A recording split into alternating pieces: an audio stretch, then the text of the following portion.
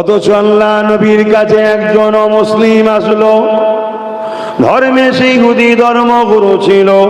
আল্লাহ নবীকে সে জিজ্ঞাসা করতে লাগলো, এ আব্দুল্লাহর বেটা মুহাম্মদ সাল্লাল্লাহু আলাইহি ওয়াসাল্লাম, ইসলামের সব থেকে ভালো কাজ কোনটা?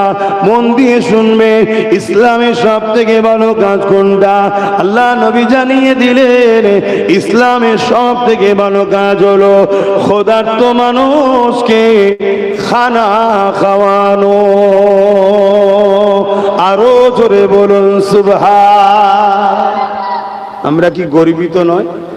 বলুন বলুন বলুন। আমাদের ধর্ম বলছে নামাজের কথা বলেন, রোজার কথা বলেন, দাড়ি টুপির কথা বলেন, বড় জুব্বা লাগাও, তসবিহ হাতে নিয়ে ঘোরো, এসব বলেন। কি বলেছে? ক্ষুধার্ত মানুষ দেখলে তাকে খাওয়াও, এটা ইসলামের সব থেকে ভালো কাজ। জোরে বলুন সুবহানাল্লাহ। তাহলে এটাও প্রচারের দরকার আছে না নাই? কথা বলে তবে তো জানবে সবাই।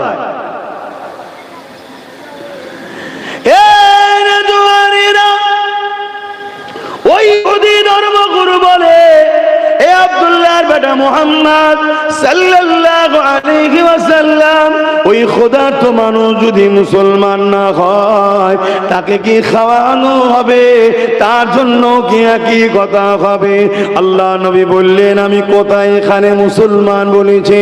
আমি তো নাস বলেছি। নাস মানে মানুষ, অর্থাৎ সে মানুষ হিন্দু হোক, খ্রিস্টান হোক, শিখ হোক, পাঞ্জাবি হোক, মতুয়া হোক, দুলে হোক, যেই হোক, মানুষকে ক্ষুধার্ত দেখলে তাকে খানা যে খাবে, এটা ইসলামের সব থেকে ভালো কাজ।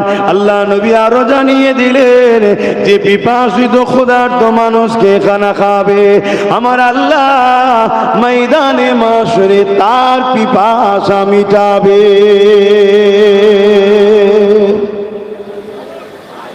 এটা হলো ইসলাম। কিন্তু আজ আমাদেরকে কি শুনতে হচ্ছে? আমাদেরকে আজকে কি শুনতে হচ্ছে? গত 3 দিন আগে এবিপি নিউজে এক ভদ্র মহিলা, বলবো না, মহিলা সুরাতে কলঙ্ক, মায়ের জাতের কলঙ্ক। সে কি বলছে? মুসলমান সন্ত্রাসী সমাজ তৈরি করছে, ইসলাম সমাজ সন্ত্রাসী সমাজ তৈরি করছে। আর কিছুদিন আগে যেটা বললাম, কি শুনলাম? ভাটপাড়াই বলবেন তো, ইসলামে নাকি রেপ করা বলছে না? এটা ঠিক বলছে না ভুল বলছে? এবারে ওর 2-4টে ওই রকম গাঁজাখোর ভক্ত আছে না নাই? তারা বলবে তাহলে ইসলামে রেপ করা খারাপ না। অথচ ইসলাম নারীদের ঘরে কত সম্মান দিয়েছে। শোনেন,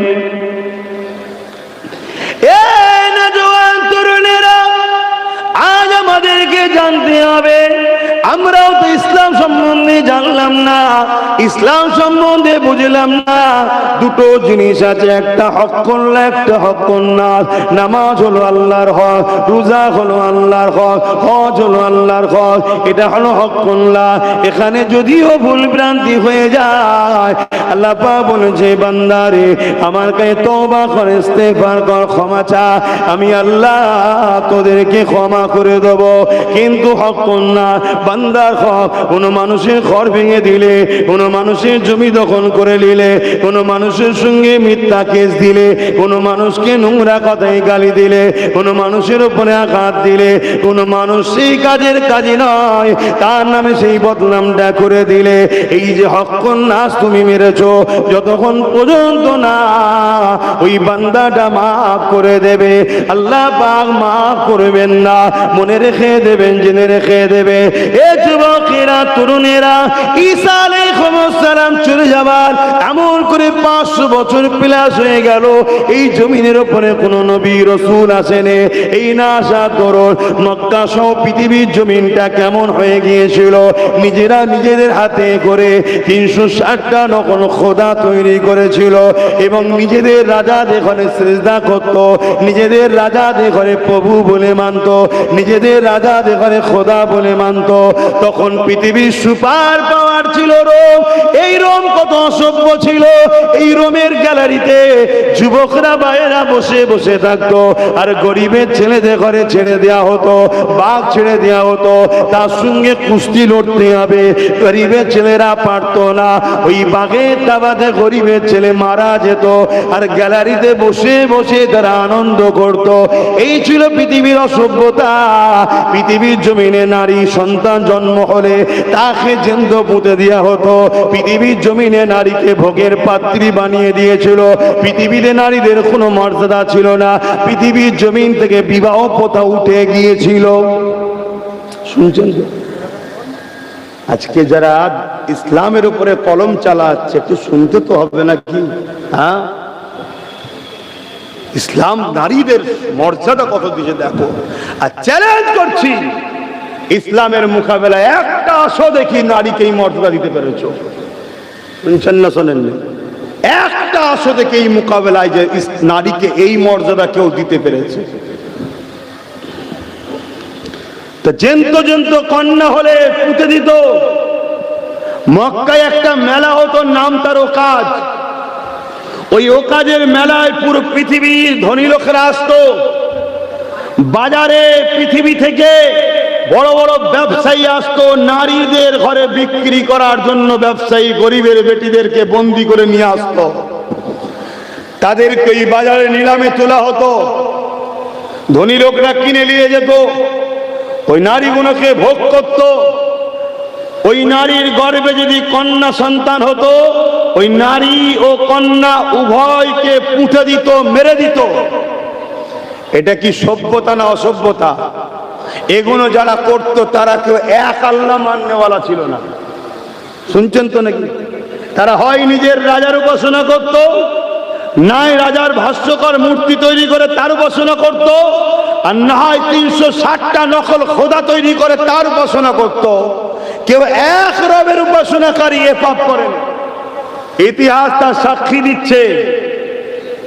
এই পৃথিবীর অসভ্যতা, বর্বরতা, জিহালাত, অন্যায়, অত্যাচার, জুলুমকে খতম করার জন্যই সর্বকালের সর্বশ্রেষ্ঠ মহামানব, দোনো জাহানের সুলতান আমিন আল্লাহ আব্দুল্লাহ দুলাল হযরত নবী মুহাম্মদ সাল্লাল্লাহু আলাইহি ওয়াসাল্লামকে মহান আল্লাহ জমিনে পাঠিয়েছিলেন। জোরে বলুন সুবহানাল্লাহ। তিনি এসেছেন অন্যায়কে বন্ধ করতে, তিনি এসেছেন নারীদেরকে বাঁচাতে, তিনি এসেছেন জাস্টিস ইনসাফ প্রতিষ্ঠিত করতে, তিনি এসেছেন বান্দাদের ঘরে স্রষ্টার সঙ্গে সম্পর্ক জুড়তে। জোরে বলুন সুবহানাল্লাহ। আল্লাহ নবী এসে জমিনে বড় হলেন। আল্লাহ নবী আস্তে আস্তে বড় হবার পর মক্কা জমিনে দাঁড়িয়ে আল্লাহ নবী সর্বপ্রথম এলান করে দিলেন, লা ইলাহা ইল্লাল্লাহ আনা মুহাম্মাদুর রাসূলুল্লাহ। এরপরেই নবী পাক সর্বপ্রথম যে কাজটা শুরু করেছিলেন, ওই কাজটা হলো, এ এলাকা মানুষেরা, এ বিশ্বের মানুষেরা, তোমরা নারীগুলোকে জ্যান্ত জ্যান্ত কেন পুঁতে দিচ্ছ? তারা বলতে লেগেছে নারী হলো অশুভ, নারীদের বাঁচার কোনো অধিকার নাই। আল্লাহ নবী তাদেরকে বলেছিল, এটা তোমাদের কুসংস্কার, এটা তোমাদের ভুল ধারণা। নারীকে কখনো কুসংস্কার, নারীকে কখনো অশুভ মনে করো না। নারীর কি দোষ আছে? যিনি মায়ের পেটে পুত্র সন্তান দেয়, সেই স্রষ্টাই তো কন্যা সন্তান মায়ের পেটে দেয়। এই নারীগুলোকে মেরো না গো। মহান স্রষ্টা পুত্র সন্তানের জন্য দেয়, কন্যা সন্তানের জন্য দেয়, যাতে করে দুজনের মাধ্যম দিয়ে দুনিয়ার জমিনে মনুষ্য জাতির বিকাশ ঘটবে। এ যুবকেরা, কিন্তু আমি রাসূলুল্লাহ জানিয়ে দিই, কারো ঘরে যদি প্রথম কন্যা সন্তান হয়, এর মানে ওই বাবাকে, ওই আব্বাকে কন্যা সন্তান দিয়ে মহান স্রষ্টা জান্নাতের সুসংবাদ দিয়ে দেয়। আরো জোরে বলুন সুবহান। আচ্ছা, আমরা কন্যা সন্তান না পুরুষ? কি বলবেন তো? আমরা কন্যা না পুরুষ? পুরুষ হয়ে এসছি, তাই তো? কিন্তু কন্যা সন্তানের প্রশংসা শুনে আমরা সুবহানাল্লাহ বলছি কেন? আমার রাসূল আমাদেরকে এই আদর্শ শিখিয়েছে যে কন্যাটাই তোমার মা হয়। কন্যা অর্থাৎ নারী তোমার মা হয়, নারী তোমার বোন হয়, নারী তোমার বেটি হয়। অতএব নারী মায়ের জাত। আল জান্নাতু তাহতা আকদামুল উম্মাহাত, প্রত্যেকটা পুরুষ তার জান্নাত তার মায়ের পায়ের তলাতে। জোরে বলুন সুবহানাল্লাহ। ইসলাম একমাত্র মাযহাব ধর্ম যে নারীকে পুঁতে দেওয়া হচ্ছিল তাদেরকে তুলে কোথায় সম্মান দিল? আল্লাহ শ্রেষ্ঠ শান্তি নিরামতের জায়গা জান্নাত, ওই জান্নাত মায়ের পায়ের তলাতে দিয়েছে ইসলাম। জোরে বলুন সুবহানাল্লাহ। আজকে সেই ইসলামের উপরে মিথ্যা ভাবে প্রচার করা হচ্ছে না হয়নি? খদ্দের রাখতে পারছে না দোকানে, খদ্দের দোকানে রাখতে পারছে না, তাই মিথ্যা মিথ্যা ভাবে প্রচার করছে ইসলাম দিয়ে। আর একটুখানি আগিয়ে চলেন, আল্লাহ নবী জানিয়ে দিলেন কোন বাপকে যদি আব্বাকে আল্লাহ পাক পর পর 3টে কন্যা সন্তান দেয়। কটা কন্যা সন্তান? এখন তো আবার একটার বেশি নয় বলছে। কি যারা ফতোয়াবাজি করছে তারা হয় 7 নম্বরে নয় 8 নম্বরে, তারা বলছে আবার একটার বেশি নাই। এটা যদি আগে থেকে আইন হতো তোর মতো শয়তান দুনিয়ায় আর আসতুই না। আচ্ছা ধরুন দুটো যদি বলে, মানে কেউ বলছে দুটো, ধরেন না দুটো, একটা প্রথম সিঙ্গেল হয়েছে তারপরে একসাথে জমজ হয়ে গেছে, এবার কি হবে? একটাকে মেরে দেবেন? তো বানাননে যাকে তাকে মারবেন কেন? এদের পাগলামি, এরা মানুষকে রুজি রুটি কারবার কিছু দিতে পারছে না, কি করবে? শুধু পাগলামি করছে। হিটলার বলেছিল মানুষকে এত জ্বালাও, এত পেরেশানে রাখো, মানুষ যেন মনে করে আমি বেঁচে আছি, এটাই ঠিক আছে। তা আমার দেশের হিটলারটা ঠিক ওরকমই করছে। কি করছো না করে? কখন বলছে এই করো, কখনো বলছে ওই করো, কখনো বলছে আধার লিঙ্ক করো, কখনো বলছে ভোটার লিঙ্ক করো, কখনো বলছে প্যান লিঙ্ক করো, কখনো বলছে নোটবন্দি করো। কি পেরেশান রেখেছে মানুষগুলো। এই বিচখানে কথা বলুন, অসুবিধা হচ্ছে নাকি? না আবার মাথার মধ্যে ঢুকছে হুজুর রাজনীতির কথা বলছে কেন? যদি রাজনীতি করা বলা যদি নিষেধ থাকে তাহলে ফেরাউনের কথা বলাই যাবে না। ফেরাউন তো মিশরের রাজা ছিল রে বাবা। হ্যাঁ শুনছেন তো নাকি? নেতা যখন জালিম হয় মানুষের পক্ষে দাঁড়িয়ে তার বিরোধী করা হলো ইসলামে ফরজ। জোরে বলুন সুবহানাল্লাহ। জানা নেই জেনে নেন, কিন্তু ইসলামের বিরুদ্ধে কলম চালাতে যাবেন না। লাপালাপি সব লাপালাপি ঠান্ডা হয়ে যাবে যখন মিনহা খালাকনাকুম ওয়া ফিহা নুঈদুকুম ওয়া মিনহা নুখরিজুকুম তাহারাতান উখরা। দেখবেন 99টা সাপ এসে গেছে, দুমুখ আর জাহান্নামের গর্ত হয়ে গেছে, তখন বেটা ঠান্ডা হয়ে যাবে। অতএব হুঁকি লাপালাপি সব জায়গায় করো, ধর্ম নিয়ে না জানা তাকে জেনে লাও। কারো পাল্লাই বলে উঁয়া চুঁচা করতে যেওনি। পাপের মাপ আছে, বেঈমানের মাপ নাই, এটা মাথায় রেখে দেবে। পাপের মাপ আছে, বেঈমানের মাপ নাই। গান শুনেছে, সিনেমা দেখেছে, যাত্রায় গেছে, ফাংশনে গেছে, থিয়েটারে গেছে, এই করেছে ওই করেছে, এগুলো পাপ করেছে। তওবা করলে আল্লাহ কথা দিয়েছে মাফ করে দেবো। জোরে বলুন সুবহানাল্লাহ। কিন্তু কেউ যদি ইসলামের একটা চুল পরিমাণ জিনিসকে ক্ষতি করে বা ক্ষতিকারকদের সাথ দিয়ে ইসলামকে ক্ষতি করার ক্ষমতা দেয়, ও বেঈমান, ও জীবনে জান্নাত যাবে না। কথা মাথায় ঢুকছে না? ঢোকেনি কেন? আমার রাসূল অনেক কষ্ট করে এই দিনটা এনেছে।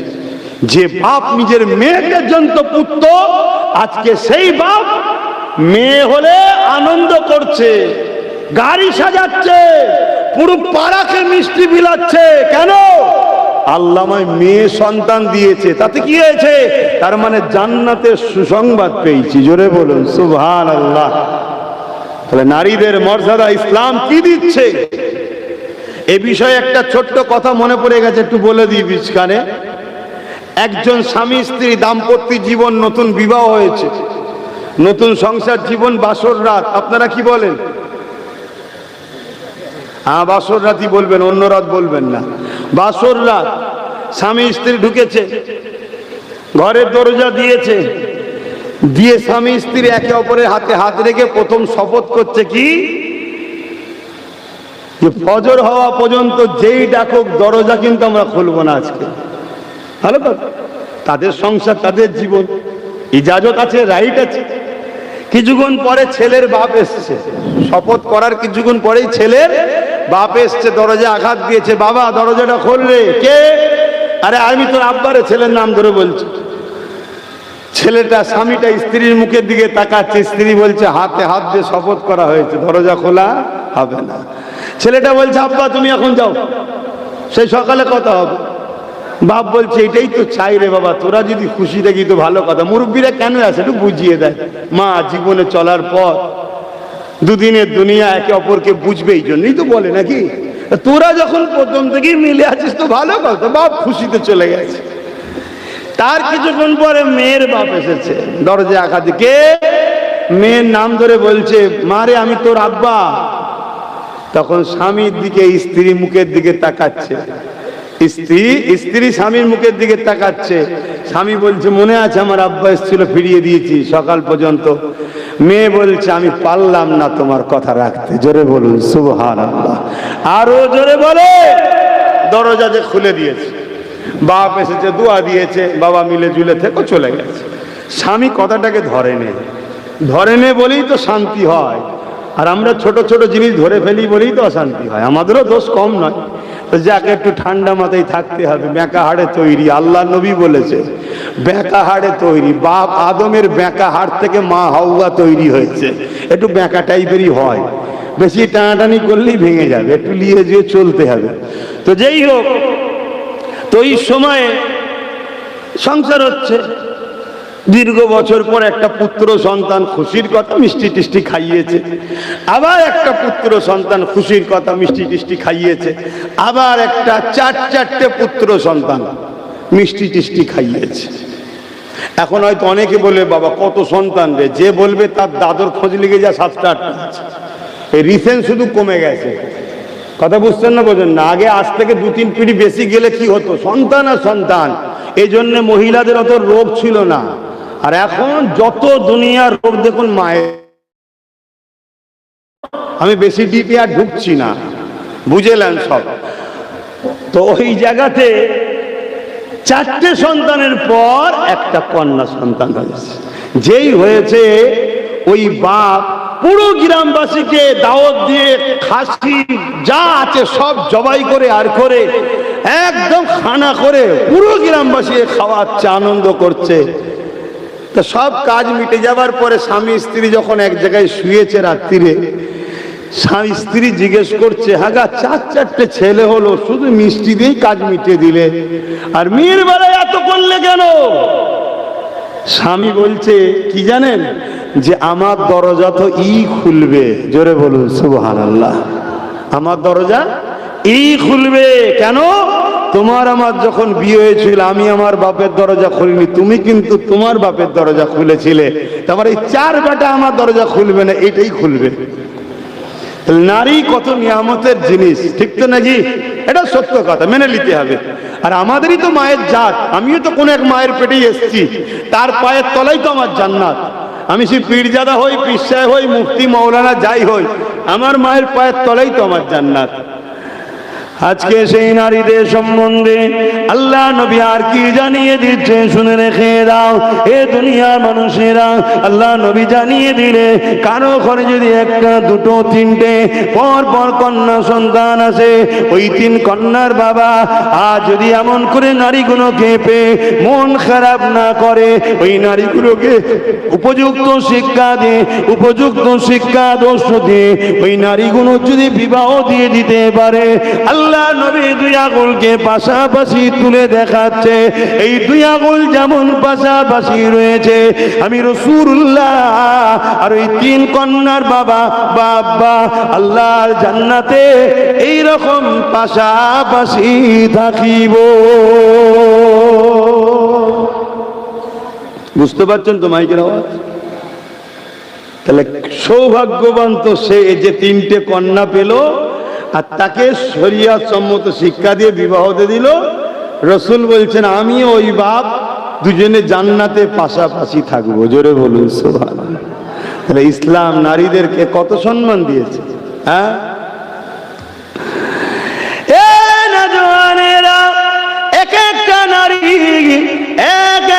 জান্নাত। কিন্তু দুঃখের বিষয়, আর নারী সমাজ অবহেলিত হচ্ছে, আর নারী সমাজ পদদলিত হচ্ছে, আর নারী সমাজ বিউজ্জতি হচ্ছে।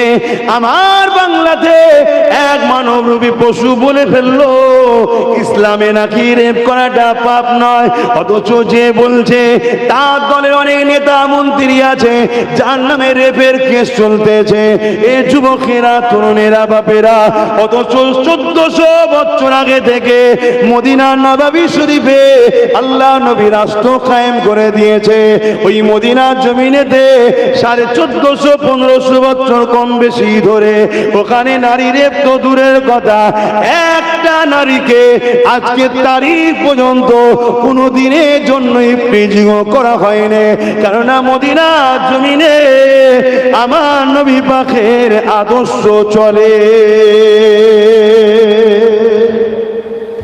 আর পেপার খোলো, বলো, আর আজকে পেপার খোলো, উত্তরপ্রদেশে দেখো, মণিপুরে দেখো, আসামে দেখো, যেখানে যেখানে বিজেপি রয়েছে রেপ যেন আম হয়ে গেছে।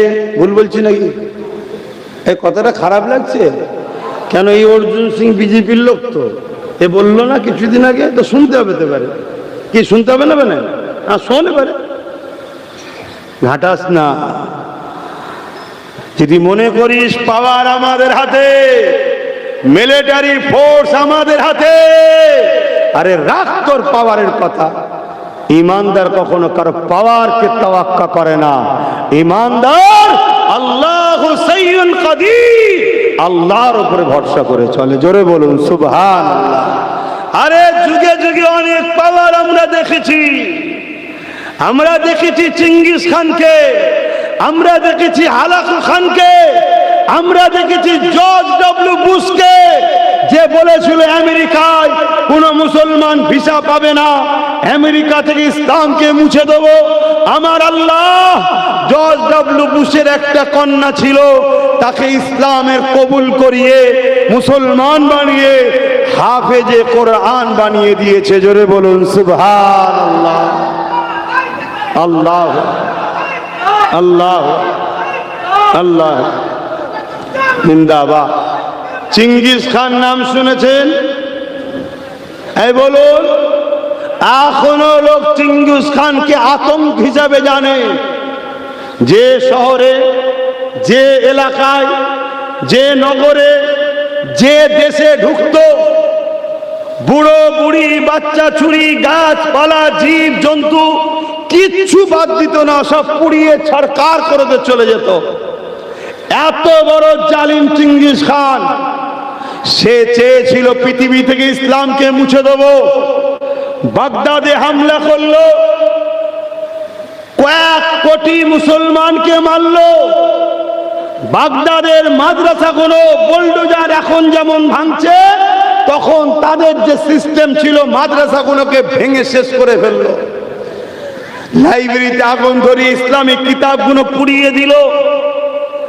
একটা ইতিহাস আপনাকে জানায়, যখন কথা এসে গেছে একটু শুনে নেন, অসুবিধা হচ্ছে।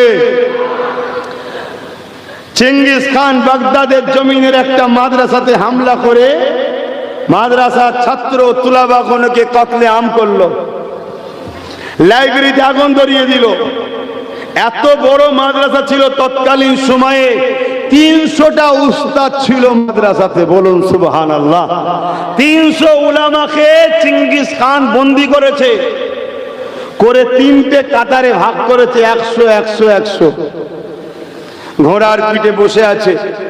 চিঙ্গিস খান হুকুম করলো জাল্লাদকে, প্রথম 100 গর্দান উড়িয়ে দাও।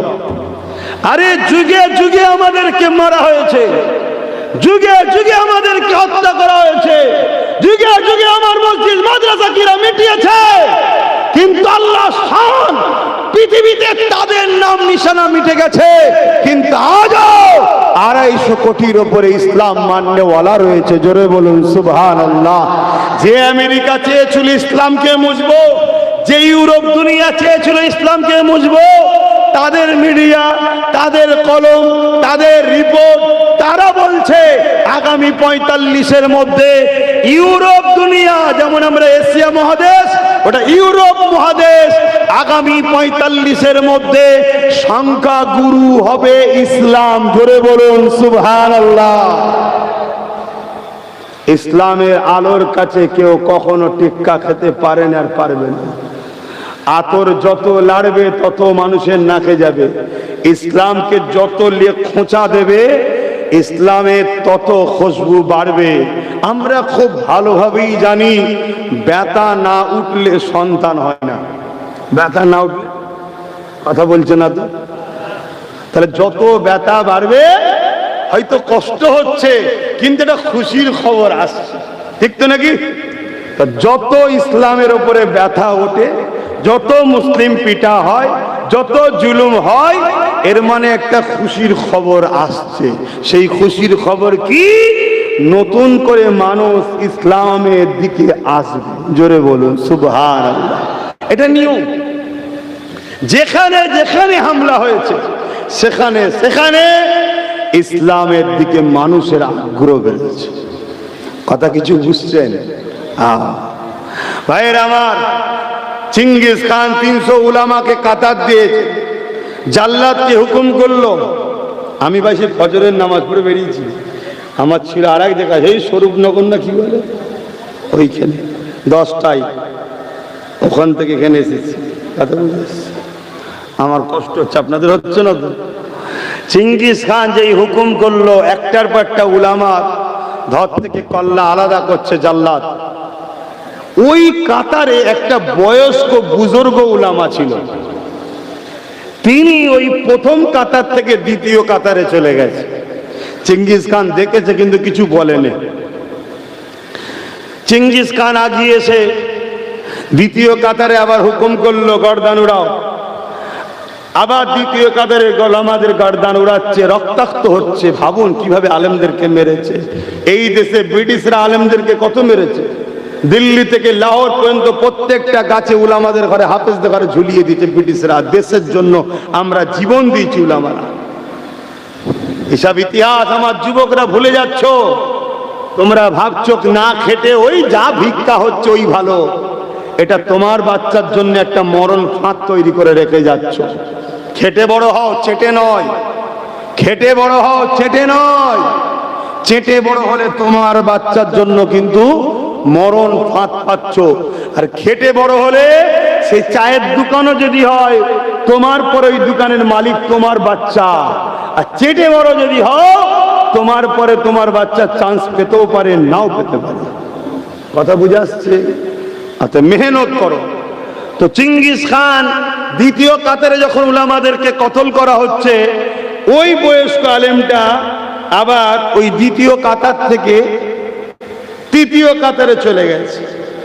এবার চিঙ্গিস খান ওই বুজুর্গ আলেমের কাছে এসেছে।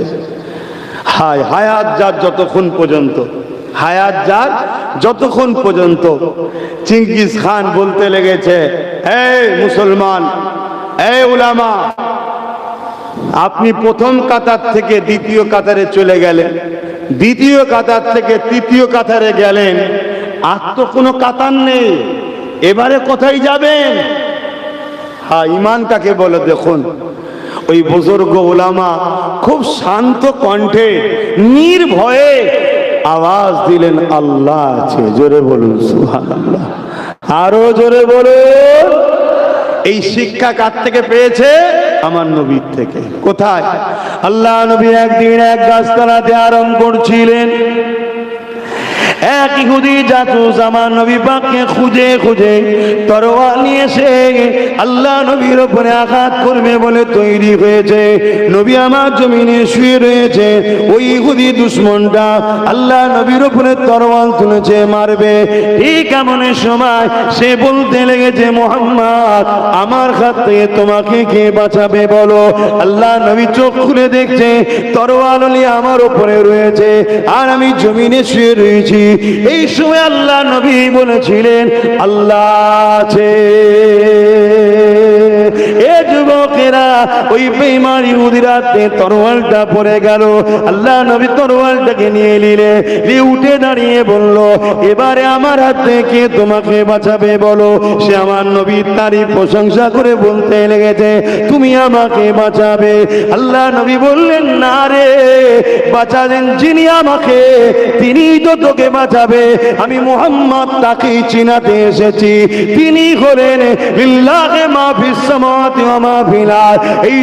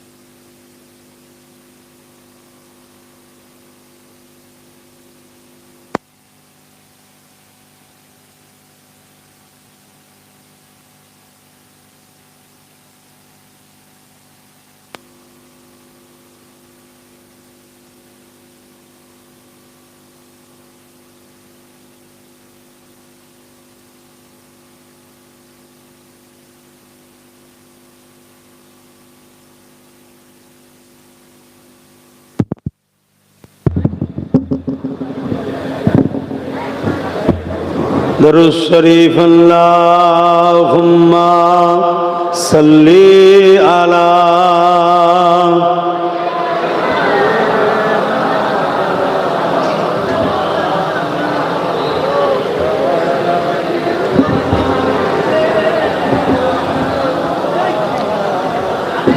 যাদের হৃদয়ে আছে আল্লাহর ভয়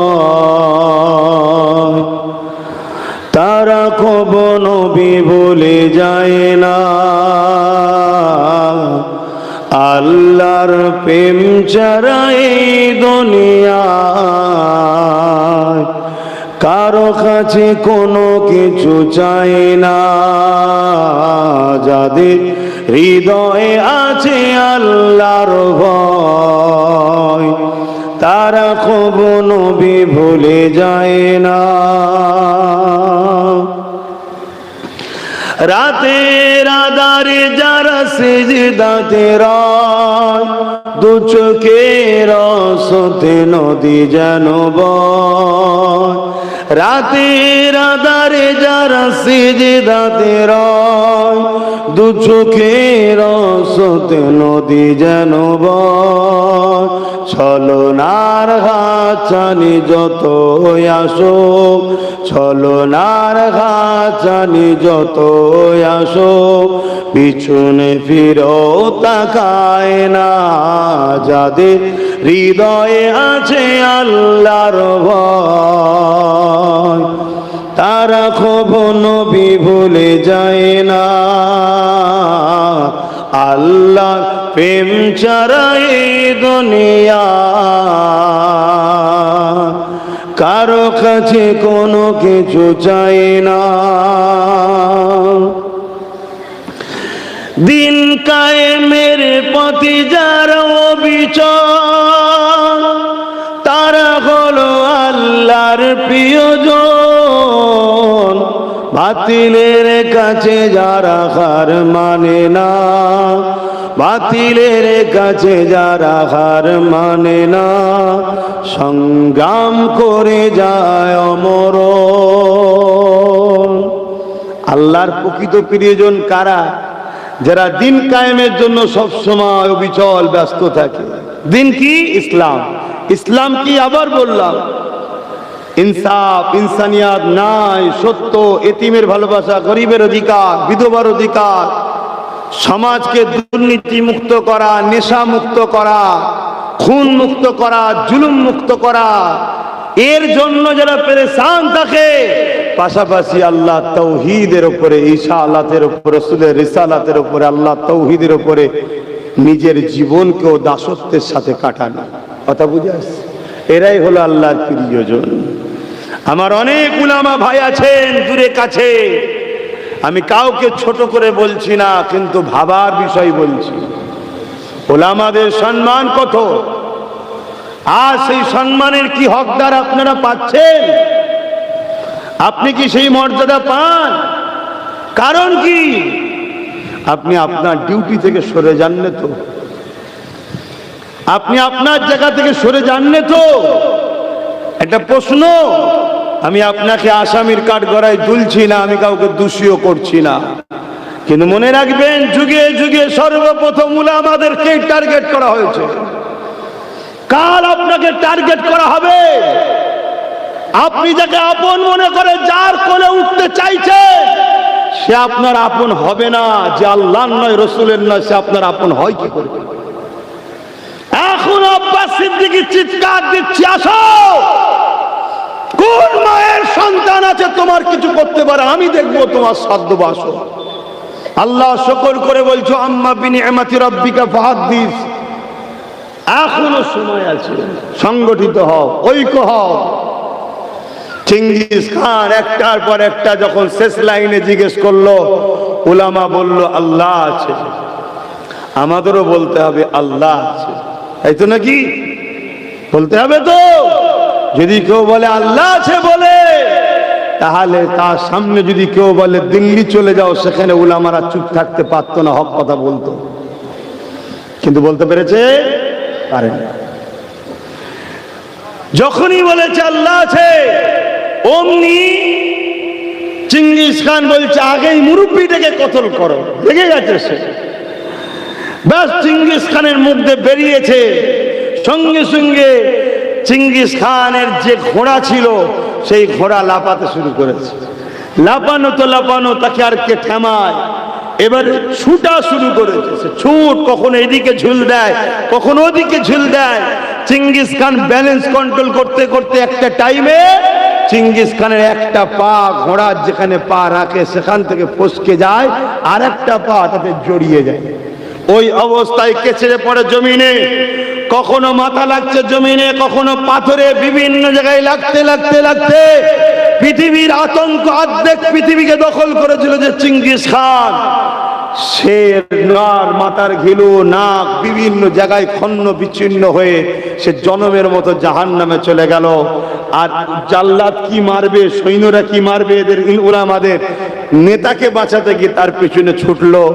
বাকি 101 জনকে আল্লাহ জান বক্স দিলেন, জোরে বলুন সুবহানাল্লাহ। বাকি যে ইন্তেকাল হলেন, শহীদ হলেন, তাদের হয়তো এইভাবেই হায়াত ছিল না, কিন্তু আল্লাহ আছে না না, জোরে বলেন। এখন কি দুর্বল হয়ে গেছে?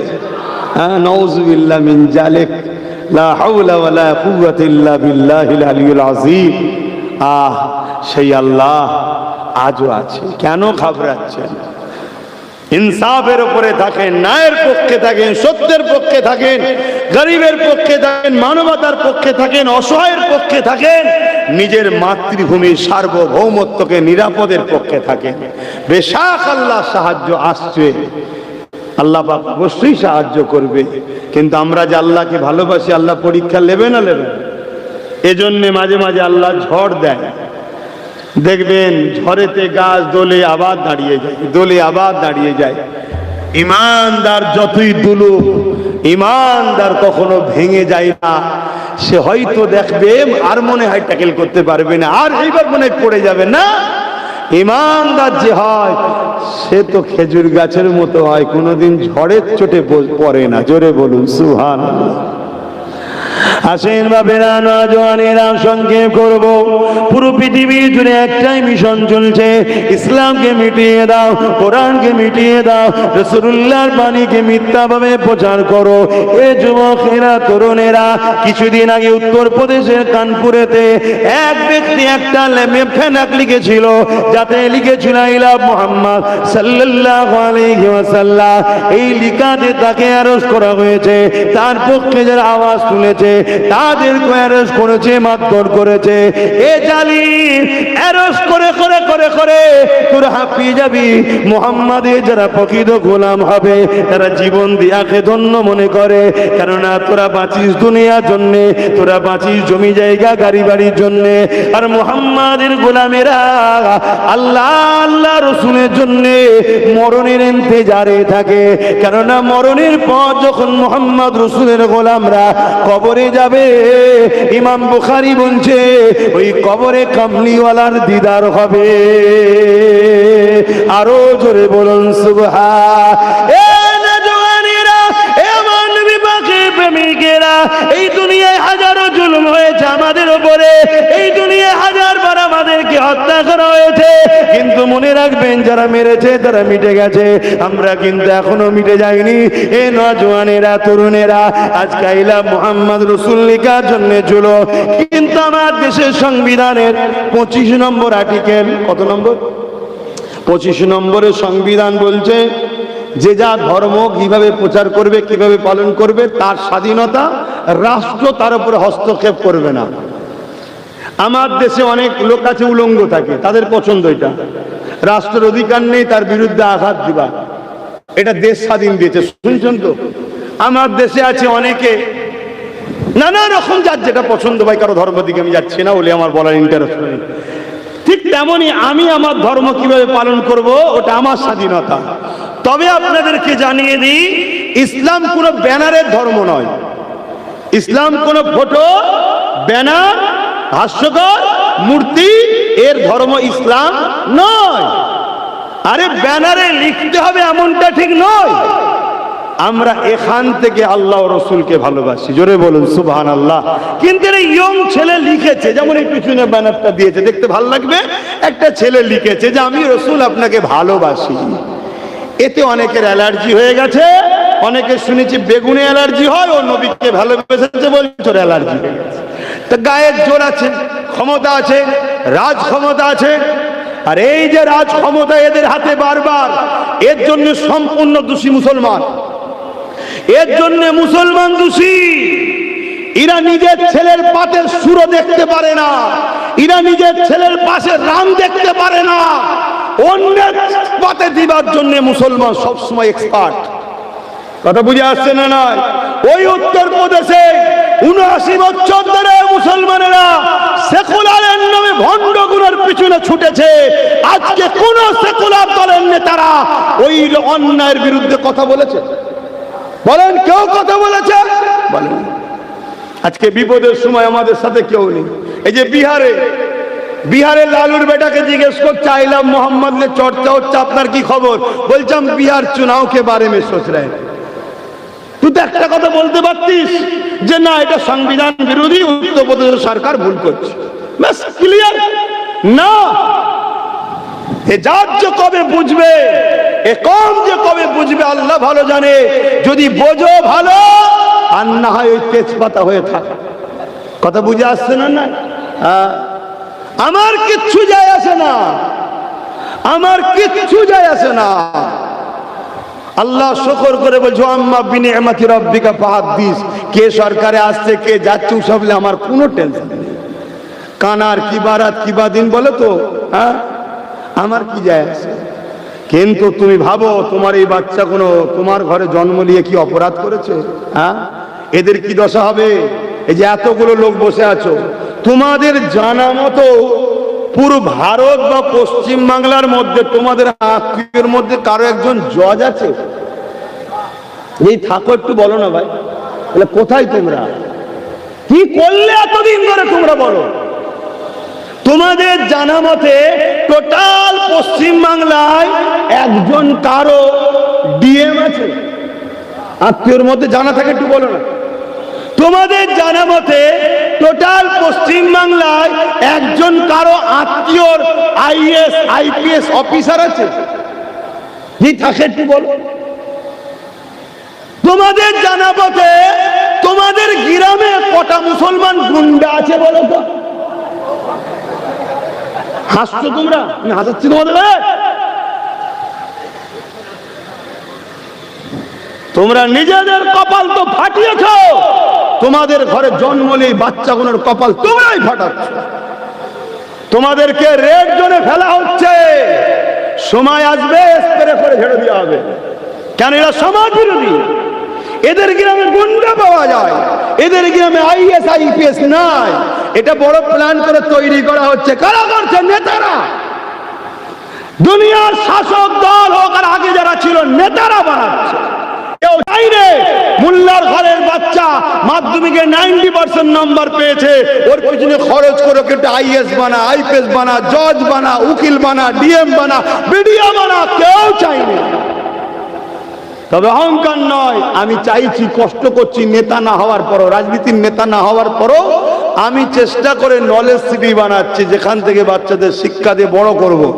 কিন্তু এমন একটা জায়গায় এসে গেছি, এখন শিক্ষা দিয়ে বড় করেও যদি উপযুক্ত জায়গায় যায়, ঠিক জায়গাতে আবার নাকশিটকে নাম বাদ দিয়ে দেবে। নওশাদটাকে আবার ওই দিকে পাঠিয়েছি, তুই ওই দিকটা দেখবি, বাদ না পড়ে যা ধরবি। শুনছেন তো নাকি?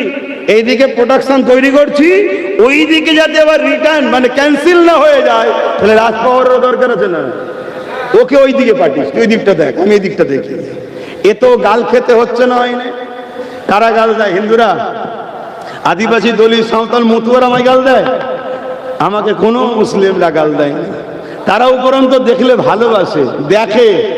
আপনাকে দেখার অনেক স্বপ্ন ছিল, ডাইরেক্ট দেখছি। তারা বলে গাল দেয় কারা?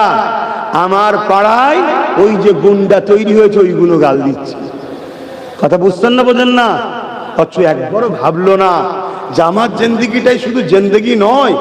আমার বাচ্চা যখন কাল পরের বাড়ি মেয়ে বিয়ে হবে, শ্বশুর শাউরিওয়ালা বলবে তোর বাপ তো তুলাবাস ছিল রে, তোর বাপ তো গুন্ডা ছিল রে, এটা বলবে না? বলবে না?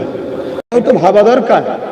হ্যাঁ, মানুষ যেন মনে হয় টাকা চিবিয়ে খায়, কি করবে এত টাকা নিয়ে? হ্যাঁ, সম্মানটা দরকার, ইজ্জতটা দরকার। ইজ্জত সম্মান পেতে গেলে মানুষকে ভালোবাসতে হয়, মানুষকে স্নেহ করতে হয়, মানুষকে প্যার করতে হয়। সে মুসলিম হোক আর অমুসলিম হোক, সবাইকে ভালোবাসতে হবে মানুষ হিসাবে। ধর্ম যার, উৎসব তার, তার আছে, কিন্তু মানুষ হিসাবে এক জায়গায় হতে হবে, তবেই তো ভালোবাসা পাওয়া যায়।